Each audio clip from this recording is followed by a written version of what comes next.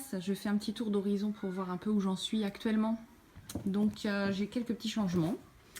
Déjà donc un banc qui est apparu il y a quelques temps dans l'entrée pour permettre aux élèves de travailler soit dessus assis normalement, par exemple quand ils sont sur les tablettes, ou par terre. Il y en a qui se mettent à genoux, qui prennent les petits coussins, qui se mettent sur le banc pour travailler. Donc ça c'est un petit point sympa et pratique. Ah, ça sonne.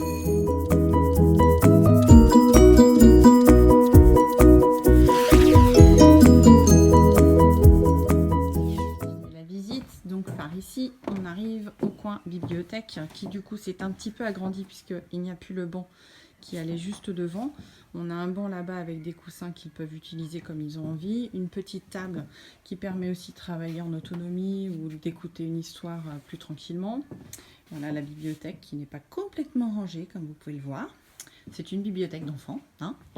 Et du coup, ce petit meuble-là, il me permet d'avoir une petite installation pour travailler debout. Voilà.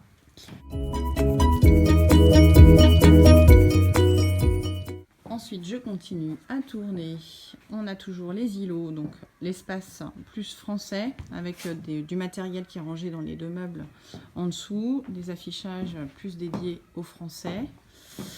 Un espace mathématique ici, avec donc les bandes numériques, le matériel mathématique au fond. Voilà, des affichages vraiment dédiés aux mathématiques dans ce coin-là.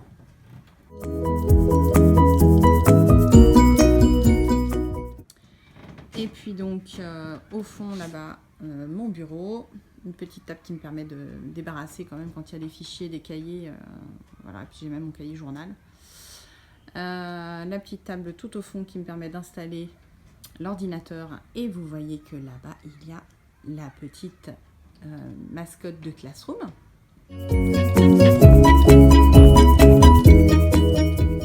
Et donc devant, l'espace en UVW, comme j'ai dit aux élèves, puisque ça a beaucoup évolué.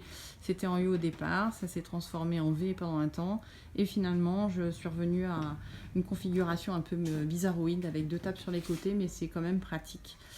Et ça me permet d'avoir un espace au milieu pour qu'ils puissent se mettre lors des regroupements. On repousse les deux petites tables qui sont de chaque côté, je les mets vraiment le plus au fond. Et ça me fait un grand espace devant, donc ça j'apprécie énormément pour être face au tableau.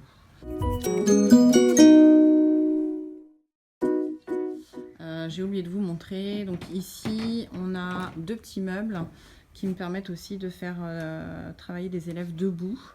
Alors ce premier petit meuble n'est pas très haut, mais il y a des enfants de petite taille en CP, donc c'est pratique. Et celui-ci est un petit peu plus haut, donc il y en a qui s'y mettent, qui sont mieux par ici. Voilà, c'était un petit tour rapide, mais pour vous montrer l'évolution.